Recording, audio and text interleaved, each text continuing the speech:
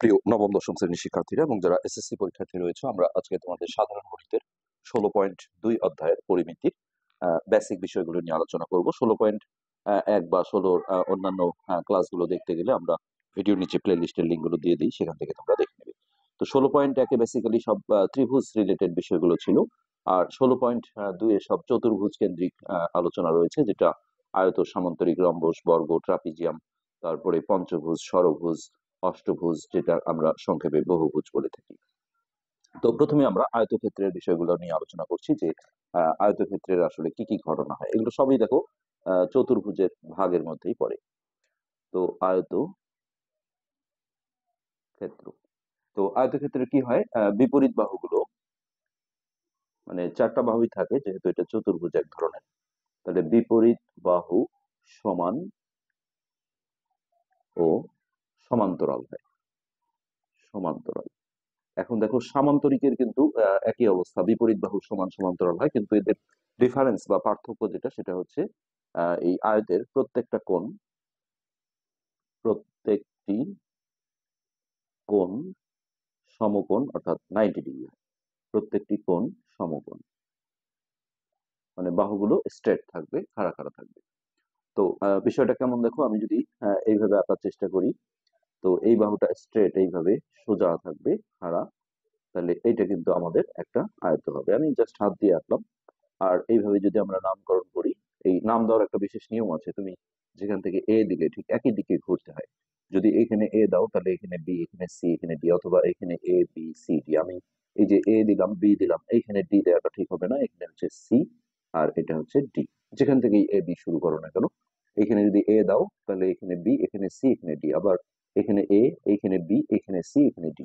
ওকে, তো এই আয়তের খুঁটিনাটি বিষয়গুলো আমরা এখানে দেখবো। তাহলে এই যেটা বড় বাহুটা, এটাকে আমরা বলি দৈর্ঘ্য। দৈর্ঘ্য। আর এই পাশটা হচ্ছে প্রস্থ। তো বিপরীত বাহুগুলো যেহেতু সমান, তাহলে এই সিডি এটাকে আমরা দৈর্ঘ্য বলতে পারবো। আর এডি যেমন প্রস্থ, ঠিক একইভাবে বিসিটাকেও আমরা প্রস্থ বলতে পারবো।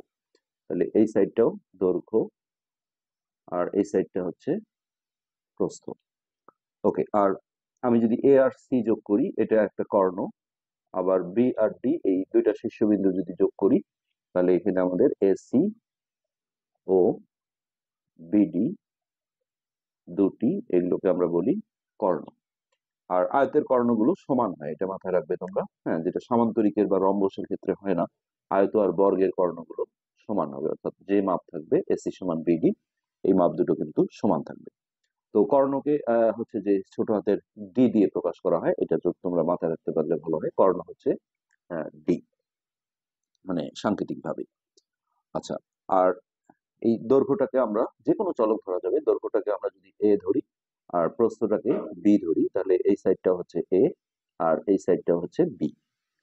এখন দেখো একটা বিষয়, যে আয়তের কর্ণ, আয়তের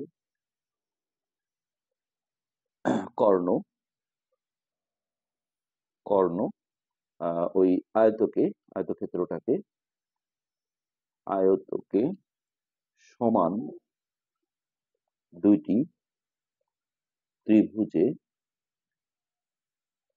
বিভক্ত করে। বিভক্ত করে, অর্থাৎ আমি যদি একটা কর্ণ ধরি, ধরো এই আয়তটা মনে করো যে আবার আঁকলাম, তো এ বি সি ডি। তো আমি ধরো এসি কর্ণটা আঁকলাম, এখানে যে দুইটা ত্রিভুজ হলো, একটা হচ্ছে এসিডি আর একটা হচ্ছে এবিসি, এই দুইটা ত্রিভুজ কি সমান, এই দুইটা ত্রিভুজের ক্ষেত্রফল সমান হবে। ঠিক একইভাবে আমি যদি এসি না দিয়ে ধরো যে বিডি কর্ণ আঁকি, তাহলে এই যে দুইটা ত্রিভুজ হলো, একটা হচ্ছে বিসিডি আর একটা হচ্ছে এবিডি, এই দুইটা ত্রিভুজও কিন্তু সমান ক্ষেত্রফল হবে। তাহলে আমরা কি বলতে পারি, যে আয়তের ক্ষেত্রফল সমান আয়ত, আমরা তো একটা সূত্র জানি, দৈর্ঘ্য গুণন প্রস্থ। এর বাইরেও দেখো আয়তক্ষেত্রের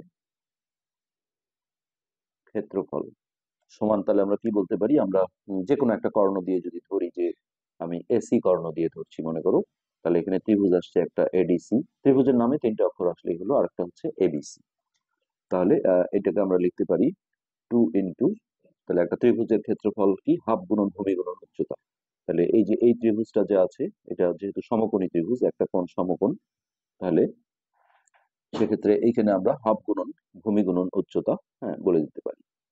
যেমন ধরো এই পাশে যে ত্রিভুজটা আছে এবিসি, এটা আমরা এসি কর্ণ দিয়ে যদি ধরি, তাহলে এই ভূমি যেটা আমরা দৈর্ঘ্য ধরেছিলাম, তাহলে এটা হচ্ছে এ ধরলাম, এটা বি। তাহলে দেখো এইটা যদি ভূমি হয় এটা উচ্চতা, অথবা এটা ভূমি এটা উচ্চতা, যে কোনো। তাহলে এখানে দেখো দুই দুই গুণন, মানে এই দুইটা ত্রিভুজ যে এবিসি আর এখানে যে এসিডি সমান আছে, তাহলে একটা ত্রিভুজের ক্ষেত্রফল বের করে 2 দিয়ে গুণ করলেই দুইটা ত্রিভুজের ক্ষেত্রফল পাওয়া যাবে। তাহলে 2 গুণন এই ত্রিভুজটার ক্ষেত্রফল হচ্ছে হাফ গুণন ভূমি এ আর উচ্চতা বি। তো এখানে দেখো 2 2 কাটা গিয়ে এ আর বি থাকে। তাহলে এ আর বি মানে কি, এই যে দৈর্ঘ্য আর প্রস্থ ধরেছিলাম, এই কারণে আমরা বলি যে আয়তক্ষেত্রের ক্ষেত্রফল সমান দৈর্ঘ্য গুণন প্রস্থ।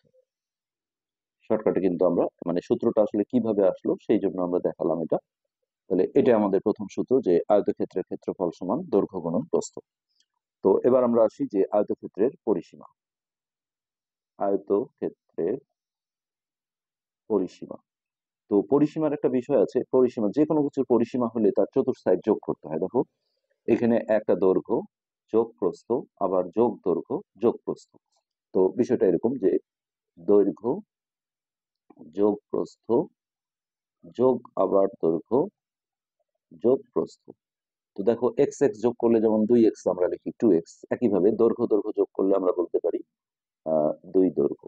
আর প্রস্থ প্রস্থ যোগ করলে বলা যায় 2 প্রস্থ। এই দুইটাকে আমরা যদি কমন নেই টুটাকে, তাহলে এখানে দেখো দৈর্ঘ্য যোগ প্রস্থ। তো এটি কিন্তু আয়তক্ষেত্রের পরিসীমার আমরা সূত্র।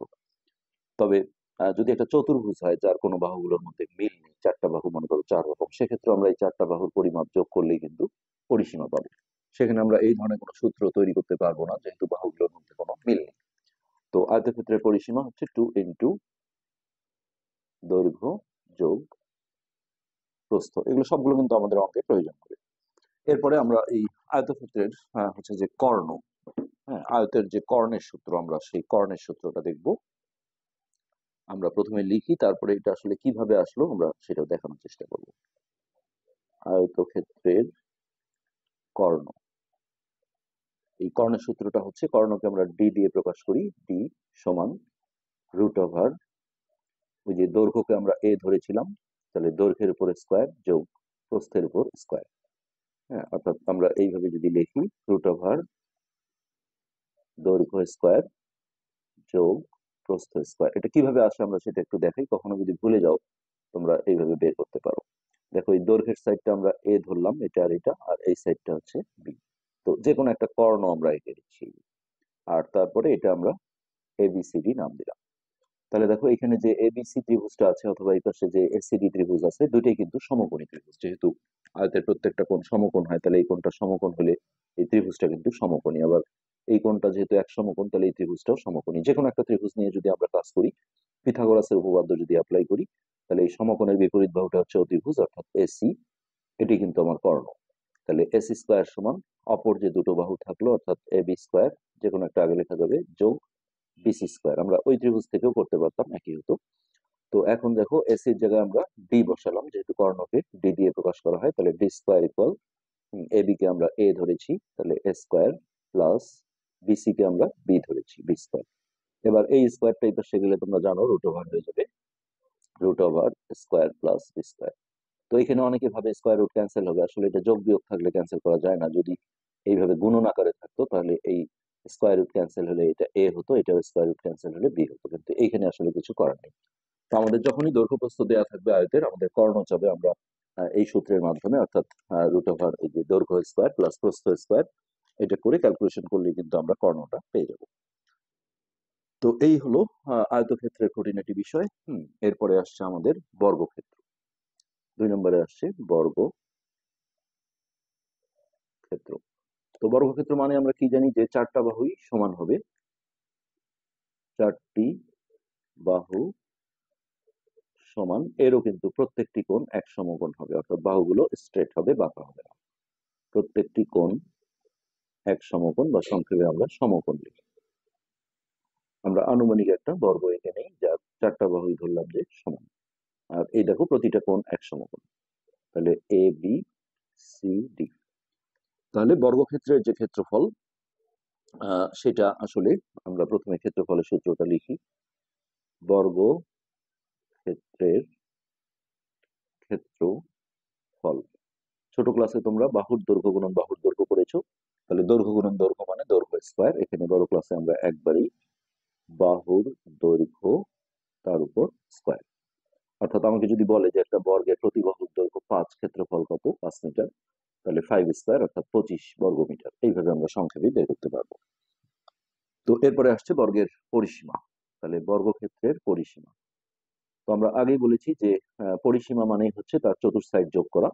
তো বর্গের আসলে প্রস্থ বলা হয় না, সবগুলো বাহুই যেহেতু সমান, তাহলে এটাও দেখো দৈর্ঘ্য, এটাও দৈর্ঘ্য, এই বাহুটাও দৈর্ঘ্য, এই বাহুটাও দৈর্ঘ্য।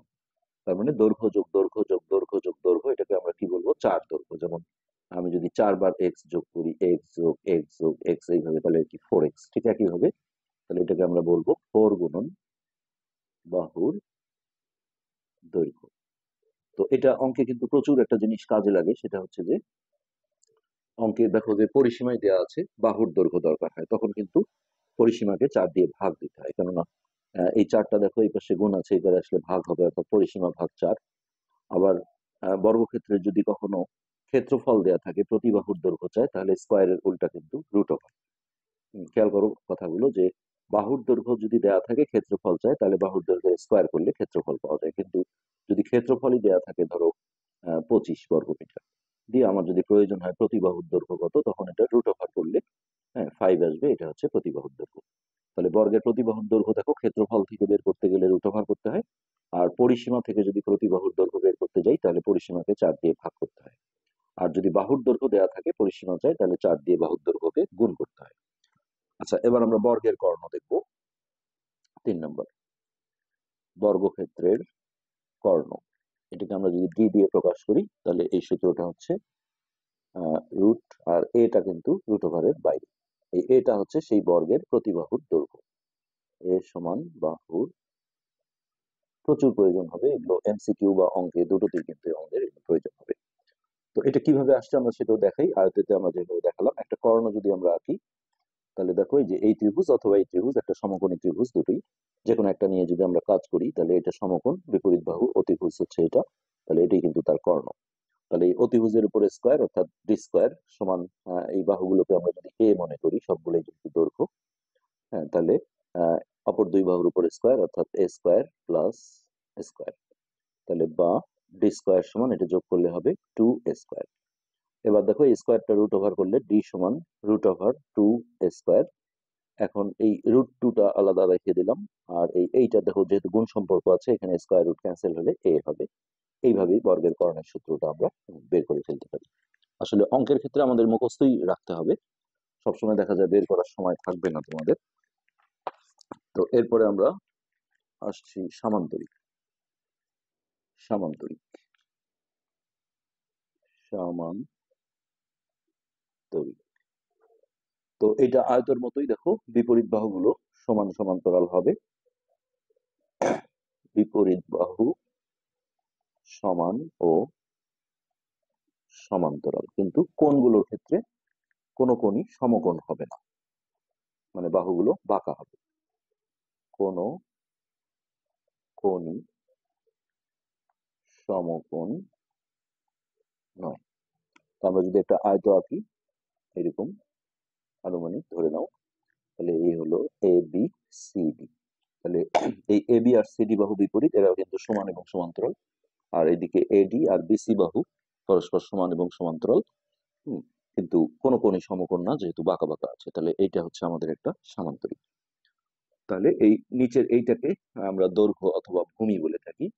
হুম, আর এখানে একটা উচ্চতা, বাঁকা জিনিস কখনো উচ্চতা হয় না। আমরা যদি এখানে একটা লম্ব এঁকে নিই, আনুমানিক আমরা ধরলাম যে ডিই লম্ব, সেক্ষেত্রে এটাকে এইচ হাইট হিসেবে ধরলে আমরা দেখো সূত্রগুলো কিভাবে পাবো। তাহলে সামান্তরিকের ক্ষেত্রফল,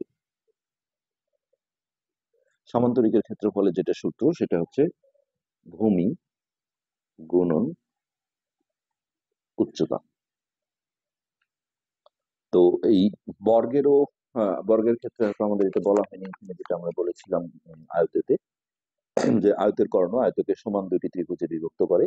বর্গের ক্ষেত্রেও কিন্তু তাই হয় যে একটা কর্ণ একে সমান দুইটা ত্রিভুজে বিভক্ত করে। ঠিক একইভাবে সামান্তরিকেরও যদি আমরা যে কোনো একটা কর্ণ আঁকি, সেক্ষেত্রে এই কর্ণটা সামান্তরিককে দুইটা সমান ত্রিভুজে বিভক্ত করবে। আচ্ছা,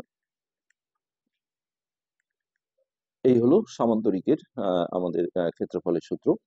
এরপরে সামান্তরিকের ক্ষেত্রফলের আরেকটা সূত্র আছে, বইয়েও দেওয়া আছে, আমরা সেটা দেখি। হ্যাঁ, যদি কখনো কর্ণের দৈর্ঘ্য দেয়া থাকে, কর্ণের মানে এটা একটা সূত্র, ঠিক আছে, এখন অঙ্কে দেখা গেলো আমাদের সেই মানগুলো দেয়া নেই, উচ্চতার মান দেয়া নেই অথবা ভূমি দেয়া নেই, তখন আরেকটা সূত্র আছে, সেটা হচ্ছে কর্ণের দৈর্ঘ্য দেয়া থাকবে, কর্ণের দৈর্ঘ্য এবং আমরা ছবিতে দেখাচ্ছি ওই কর্ণের বিপরীত বিপরীত কৌণিক বিন্দু হতে কর্ণের উপর লম্বের দৈর্ঘ্য, এই দুইটা মান যদি দেওয়া থাকে, তাহলে দেখো সামান্তরিকের ক্ষেত্রফলের দ্বিতীয় আর একটা সূত্র আছে। তোমরা ভাবতে পারো কখন কোনটা ইউজ করবো, এটা অঙ্কে দেখলেই বোঝা যাবে। হ্যাঁ, যে কোন মানগুলো আসলে দেওয়া আছে সামান্তরিকের ক্ষেত্রফলের, এটা আমাদের দ্বিতীয় সূত্র, এটা হচ্ছে 1 নম্বর সূত্র, এটা হচ্ছে 2। তো বিষয়টা কেমন দেখো, আমি যদি আবারও একটা সামান্তরিক আঁকি, এটা ধরো যে একটা সামান্তরিক, তো এ বি সি ডি। তো কর্ণের দৈর্ঘ্য যে কোনো একটা কর্ণ ধরো এসি, সামান্তরিকের কর্ণ কিন্তু সমান হয় না, দেখো একটা বড় একটা ছোট। তো যে কোনো একটা কর্ণ যদি দেওয়া থাকে, এই যে আমরা এখানে বলেছি যে কর্ণের দৈর্ঘ্য এবং ওই কর্ণের বিপরীত কৌণিক বিন্দু থেকে, তাহলে এই কর্ণের বিপরীত কৌণিক বিন্দু বলতে একটা বি একটা ডি, এই যে কোনো একটা থেকে, ধরো আমরা ডি থেকে এইখানে এই কর্ণের উপর একটা লম্ব থাকতে হবে, ধরো ডিই লম্ব, যেটাকে এইচ। তো কখন আমরা যদি এইভাবে দেখি যে এই কর্ণের মান দেওয়া আছে, সাপোজ এসি সমান হচ্ছে 5 সেন্টিমিটার, আর এইখানে আমাদের এই হচ্ছে যে এই কর্ণটার যে বিপরীত দুইটা কৌণিক বিন্দু আছে বি আর ডি, তার কোনো একটা থেকে অর্থাৎ ডি থেকে একটা অঙ্কিত লম্বের দৈর্ঘ্য অর্থাৎ এইচ বা ডিই এর মান সাপোজ ধরলাম আমরা 3 সেমি। এখন আমরা যদি এইটার ক্ষেত্রফল, আমাদের সমান্তরিকের ক্ষেত্রফলটা বের করতে হয়, তাহলে এইটার যে সূত্র হবে সেটা হচ্ছে এই কর্ণ গুণন এই যে লম্বের দৈর্ঘ্যটা, লম্ব, অর্থাৎ কর্ণকে আমরা ডি দিয়ে প্রকাশ করেছিলাম, ডি গুণন লম্ব বা উচ্চতা হচ্ছে এইচ। এটা কিন্তু আমাদের সেকেন্ড সূত্র সামান্তরিকের ক্ষেত্রফল বের করা। আর পরিসীমা মানে যেহেতু আমরা বলেছি সবগুলো বাহু যোগ করা, তাহলে এরও যেহেতু বিপরীত বাহুগুলো সমান হয়, অর্থাৎ এ বি আর সিডি সমান, আর বিসি আর এডি সমান, তাহলে ঠিক পরিসীমার ক্ষেত্রে আয়তের পরিসীমা যেটা আমরা পড়েছিলাম, সেম সূত্র এটা হবে। কিভাবে আমরা বলি, তাহলে সামান্তরিকের পরিসীমা সমান 2 দৈর্ঘ্য যোগ প্রস্থ। দেখো এই যে এই সাইডটা হচ্ছে দৈর্ঘ্য, এটা হচ্ছে প্রস্থ, এটা আবারও দৈর্ঘ্য, এটা আবারও প্রস্থ, তাহলে যোগ দিলে দৈর্ঘ্য যোগ প্রস্থ যোগ দৈর্ঘ্য যোগ প্রস্থ, তাহলে দৈর্ঘ্য দৈর্ঘ্য যোগ করলে 2 দৈর্ঘ্য, প্রস্থ প্রস্থ যোগ করলে 2 প্রস্থ, তাহলে এই 2টা কমন নিলে এই ফরম্যাটে চলে আসে। অর্থাৎ আয়তের পরিসীমা আর সামান্তরিকের পরিসীমার সূত্র কিন্তু একদম অবিকল একই, কিন্তু ক্ষেত্রফলের ক্ষেত্রে ভিন্নতা আছে। এরপর আসছি আমরা রম্বস। রম্বস, তো বর্গেরও যেমন 4টা বাহু সমান, রম্বসেরও 4টা বাহু সমান, কিন্তু পার্থক্য হচ্ছে বর্গের সবগুলো কোণ সমকোণ, আর রম্বসের কিন্তু কোনো কোণই সমকোণ না। 4টা বাহু সমান, আর এখানে আমরা বলবো কোনো কোণই সমকোণ নয়, সমকোণ নয়, অর্থাৎ বাঁকা থাকবে, কিন্তু 4টা বাহু সমান হবে, আমরা আনুমানিক ধরে নিচ্ছি এটা, যে এটা আমাদের রম্বস। তো এই রম্বসেরও কিন্তু আমরা যদি যে কোনো একটা কর্ণ আঁকি, তাহলে সমান দুইটা ত্রিভুজে বিভক্ত করে ফেলবে। হ্যাঁ, তাহলে রম্বসের দেখো দুটো কর্ণ যদি আমরা আঁকি, একটা এসি, এরও কিন্তু সামান্তরিকের মতো একটা কর্ণ ছোট হয় একটা বড় হয়, তাহলে এইখানে আমরা যে সূত্র পাবো সেটা হচ্ছে এক রম্বসের ক্ষেত্রফল। তো রম্বসের ক্ষেত্রফল হচ্ছে হাফ গুণন কর্ণদ্বয়ের গুণফল, অর্থাৎ এসি গুণন বিডি। এখন কর্ণকে আমরা যেহেতু ডি দিয়ে প্রকাশ করেছি, তাহলে যেহেতু দুইটা আছে, তাহলে হাফ ইন্টু একটা D1 ধরলাম আর একটা ইন্টু D2। এখানে গুণ চিহ্ন না দিলেও সমস্যা নেই, অর্থাৎ সহজ বিষয় যে হাফ ইন্টু কর্ণদ্বয়ের গুণফল, এটি হচ্ছে রম্বসের ক্ষেত্রফলের সূত্র। ধরো হচ্ছে এমসিকিউ এরকম বললো যে রম্বসের একটা কর্ণ ধরো 5 সেমি, হ্যাঁ, অপর আর একটা কর্ণ ধরো 4 সেমি, বললো রম্বসের ক্ষেত্রফল কত। তাহলে সরাসরি হাফ ইন্টু কর্ণদ্বয়ের গুণফল অর্থাৎ 5 গুণন 4। তাহলে এটা কাটাকাটি করলে হচ্ছে 2, 5 দুগুণে 10 বর্গ সেন্টিমিটার। এইভাবে আমরা এটা বের করবো। আর পরিসীমা যেহেতু চতুর সাইড যোগ করা আর চারটা বাহু যেহেতু বর্গের মতো এরও সমান, তাহলে এখানে আমরা বলবো 4 গুণন বাহুর দৈর্ঘ্য। যখন আসলে চারটা বাহুই সমান হয় তখন প্রস্থ বলে কিছু নেই, এটাও দৈর্ঘ্য, এটাও দৈর্ঘ্য, এটাও দৈর্ঘ্য, এটাও দৈর্ঘ্য। তার মানে দৈর্ঘ্যকে আমরা যদি 4 বার যোগ করি, আমরা সংক্ষেপে বলতে পারি 4 গুণন বাহুর দৈর্ঘ্য, যেহেতু চারটা বাহুই আসলে এখানে সমান। তো এইখানে তো এবার আমরা দেখব ট্রাপিজিয়াম সম্পর্কে আলোচনা। তো এটা হচ্ছে আমাদের 5 নম্বর ট্রাপিজিয়াম। তো ট্রাপিজিয়ামে বেশি কিছু নেই, এখানে মোটামুটি ক্ষেত্রফলটা জানলেই হয়ে যাবে। ট্রাপিজিয়াম, তো ট্রাপিজিয়াম মানে হচ্ছে যে চতুর্ভুজের এক জোড়া, এক জোড়া মানে কি দুইটা, তাহলে এক জোড়া বিপরীত বাহু হতে হবে, এক জোড়া বিপরীত বাহু, সমান বলা যাবে না, সমান্তরাল। অনেকে কিন্তু আমরা সমান আর সমান্তরালটা আসলে গুলিয়ে ফেলি, মনে করি যে একই রকম, তা না।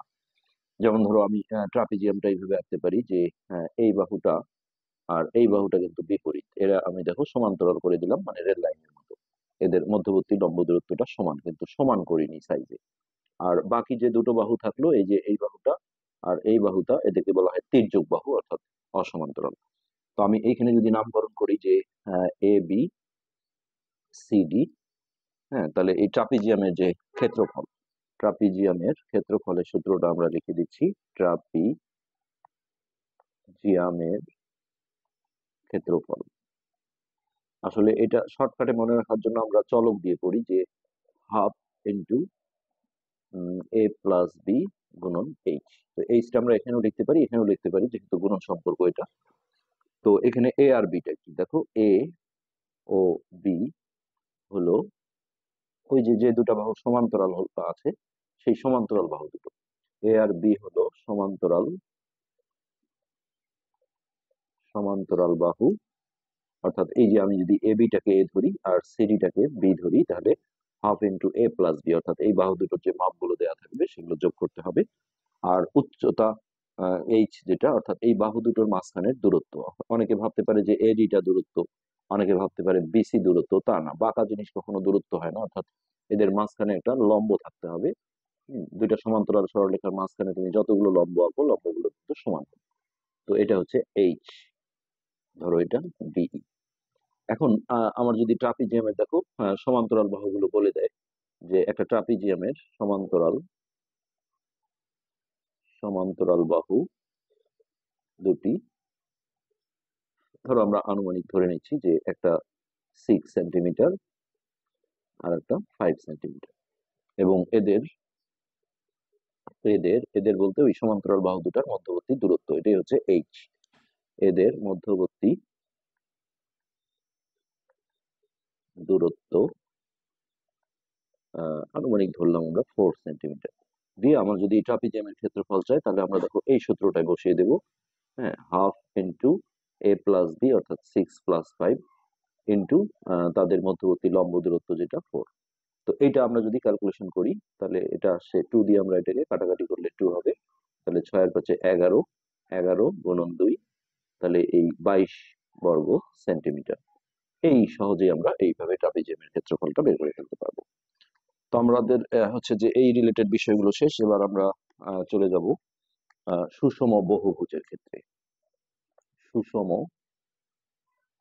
বহুভুজ, আসলে অনেক ক্ষেত্রে দেখা যায় যে চতুর্ভুজটাকে বহুভুজ বলা হয়। ত্রিভুজ হচ্ছে 3 বাহু, তারপরে আমরা এখানে চতুর্ভুজটাকে আলাদা সেকশনে রাখা হয়েছে, আয়ত, সামান্তরিক, রম্বস, বর্গ, ট্রাপিজিয়াম। আর বহুভুজ বলতে এখানে বোঝানো হয়েছে 5টা বাহু থেকে শুরু করে 5টা বাহু, 6টা বাহু, 7টা বাহু, 8টা বাহু, এরকম। তো 5টা বাহু হলে এটাকে আমরা বলি পঞ্চভুজ। এটাও আসলে বহুভুজ। সুষম কেন? বাহুগুলো সমান।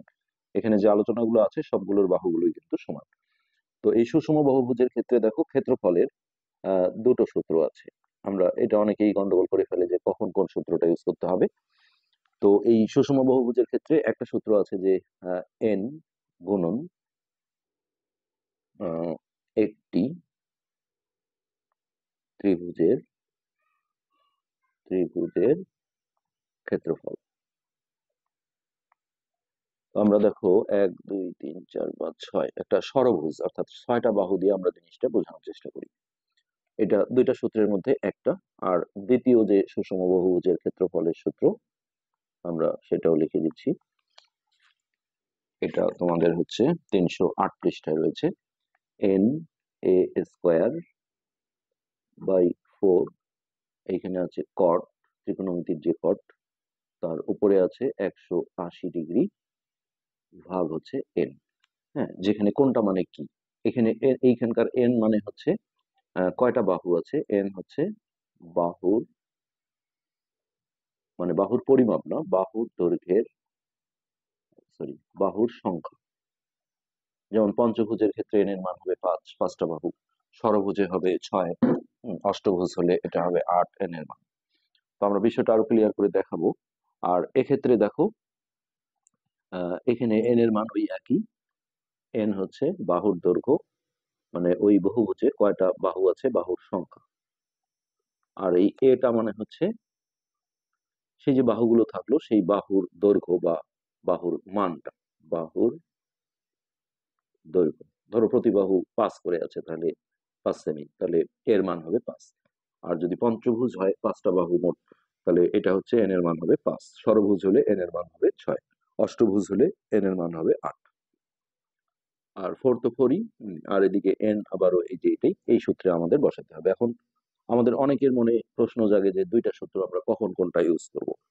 তাহলে বেসিক্যালি এই সূত্রটার ক্ষেত্রে আমরা যেটা বলবো যে, আমি দেখো একটা ছবি এঁকে দেখাই।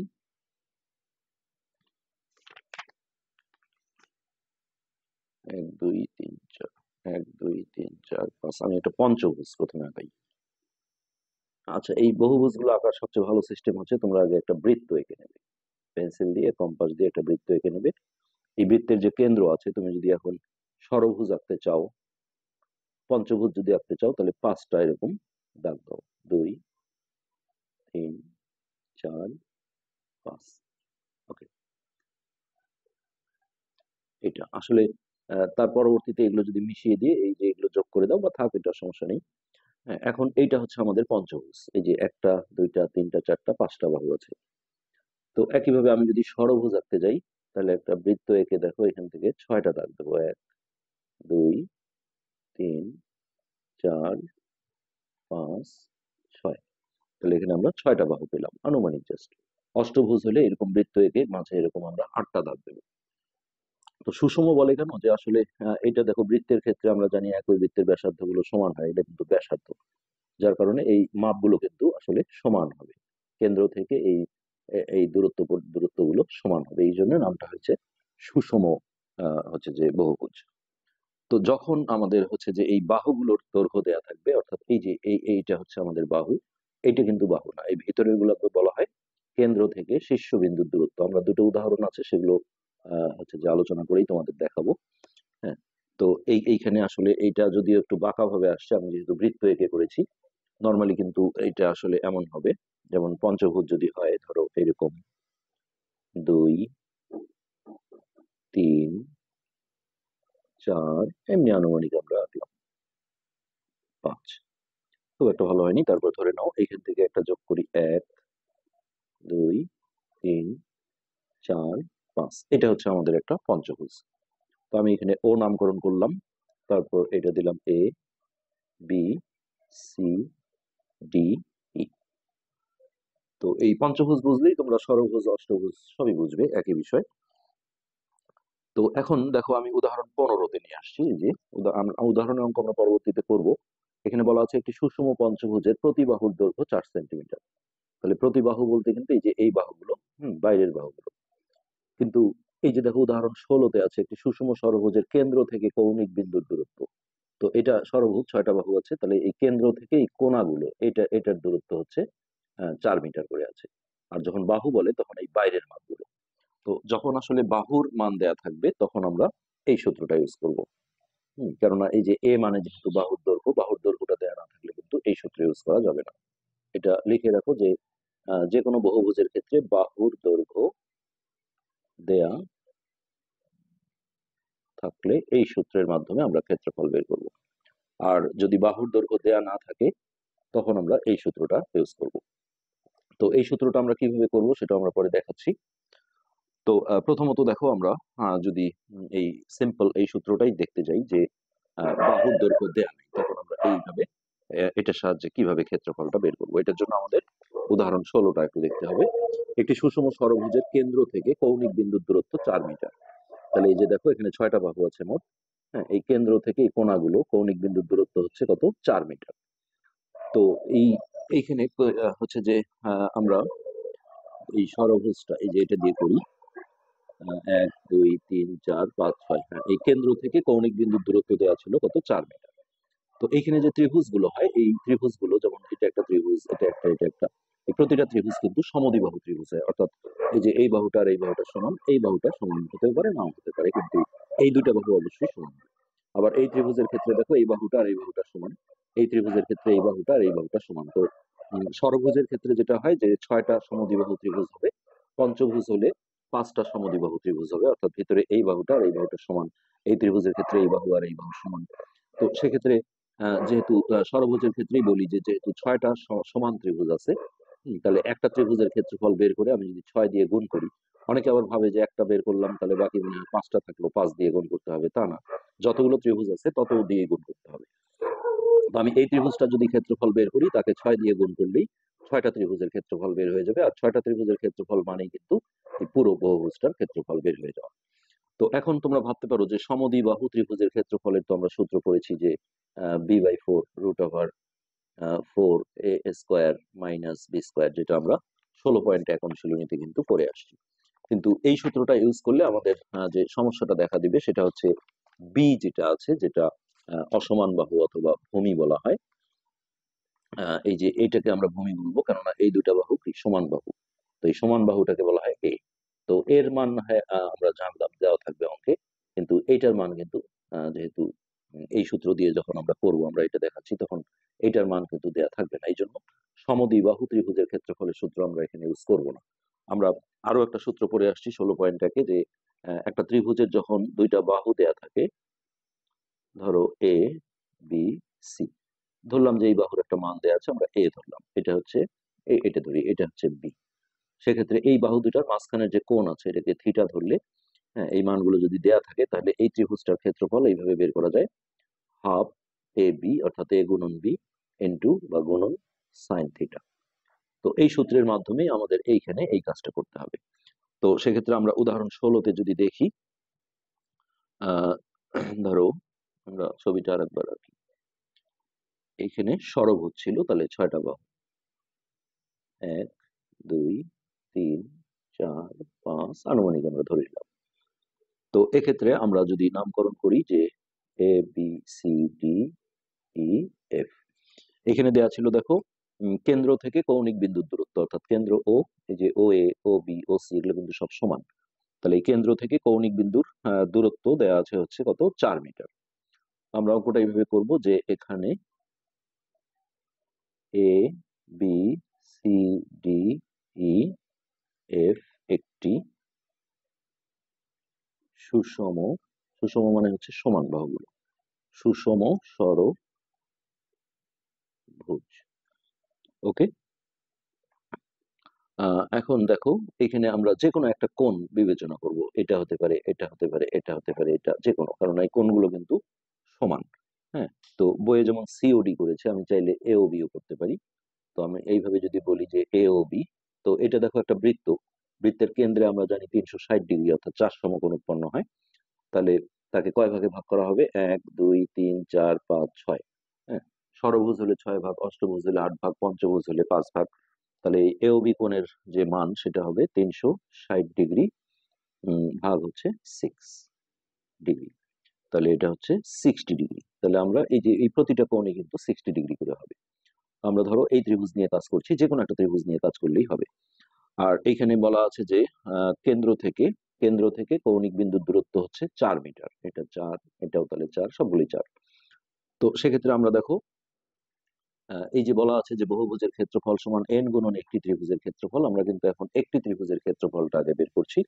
এটা আমাদের এই সূত্র দিয়ে করতে হবে, হাফ ab sin থিটা। তো সেক্ষেত্রে আমরা এখন বলবো যে ওরা বইয়ে যেটা সিওডি করেছে আমরা এওবি করছি। তাহলে ত্রিভুজ এ ও বি এর ক্ষেত্রফল তাহলে আমাদের সূত্র হচ্ছে হাফ এবি। এখন দেখা যাচ্ছে যে এই মাপটা আর এই মাপটা যেহেতু সমান, তাহলে একটা এ একটা বি হতে পারে না, এটাও এ এটাও এ। তার আগে তোমরা এইটা সূত্রটা লিখতে পারো, যে আমরা জানি ত্রিভুজের ক্ষেত্রফল সমান হাফ এবি সাইন থিটা। তো এখানে আমরা এইভাবে লিখতে পারি যে এখানে এ সমান হচ্ছে 4 সেন্টিমিটার। তাহলে এখানে এ বলতে আমরা কোনটা বুঝবো, এই যে এই ত্রিভুজের যে এই ত্রিভুজটার যে একটা বাহু, এটা বাহু। তো এটাকে আমরা বি আর না বলে ওই এটাই বলছি, দুইটাই যেহেতু একই। তাহলে আমাদের সূত্র আছে দেখো, হাফ এবি সাইন থিটা, অর্থাৎ একটা বাহু গুণন আরেকটা বাহু। তো দুটো বাহুই আছে কত, 4। তাহলে half into 4 into sine theta. এখানে থিটা, এই এ ও বি কোণটাই হচ্ছে থিটা, এখানে থিটা লিখে দাও। তাহলে এটা কত, সাইন 60 ডিগ্রি। এবার আমরা এটা যদি ক্যালকুলেশন করি, তাহলে এটা 2 দিয়ে কাটলে 2 বার যায়, 4 দুগুণে 8। আর সাইন 60 ডিগ্রির মান হচ্ছে √3/2। এইটা দিয়ে এটাকে কাটলে 4, তাহলে এটা হচ্ছে আমাদের 4√3। এটা আমরা দেখো একটা ত্রিভুজের ক্ষেত্রফল পেলাম। হ্যাঁ, এই যে এটা। তো বাকি সবগুলো ত্রিভুজ যেহেতু সমান, তাহলে 1 2 3 4 5 6, 5 দিয়ে গুণ দেওয়া যাবে না, 6 দিয়ে গুণ দিতে হবে। তাহলে এখন আমরা বলবো অতএব সুষম ষড়ভুজের ক্ষেত্রফল হচ্ছে 6 গুণন এই যে একটা ত্রিভুজের ক্ষেত্রফল। কেননা ওই 6টা ত্রিভুজ নিয়েই কিন্তু আমাদের সুষম ষড়ভুজটা গঠিত হয়েছে। তাহলে এই গুণটা শুধু এইটা পাবে 24√3, আর এককটা হয়ে যাবে বর্গ মিটার। তো এটা চাইলে তোমরা ক্যালকুলেটরে 24 গুণন √3 নিয়ে দশমিকেও আনতে পারো, অথবা এইভাবেও রাখতে পারো।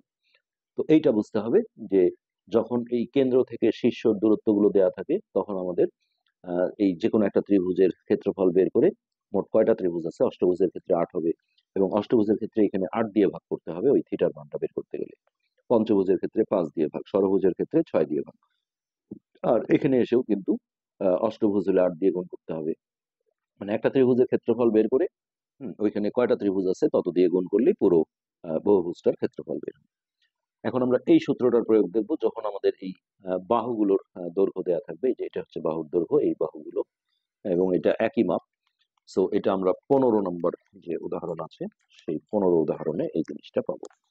দেখো, একটা সুষম পঞ্চভুজের প্রতি বাহুর দৈর্ঘ্য, তার মানে এই যে বাহুর দৈর্ঘ্যগুলো হচ্ছে 4 সেন্টিমিটার, হলে এর ক্ষেত্রফল কত। তাহলে এখানে আমরা যেটা করব, তাহলে প্রতি বাহুর দৈর্ঘ্য এটাকে এ হিসেবে ধরবো, এ হচ্ছে 4 সেন্টিমিটার। আর বাহুর সংখ্যা, যেহেতু পঞ্চভুজ, তাহলে বাহুর সংখ্যা হবে 5, ষড়ভুজ হলে 6, অষ্টভুজ হলে 8।